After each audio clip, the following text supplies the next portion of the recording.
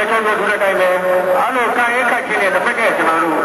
ကတ်ကူတစ်ဖက်တော့ကံကြီးတဲ့ခါမှာတစ်ဖက်ကပြန်ပြီးတော့ကျွန်တော်တို့မထိုးတတ်နေတဲ့အတွက်ရှင်မောတွေကျွန်တော်အရှုံး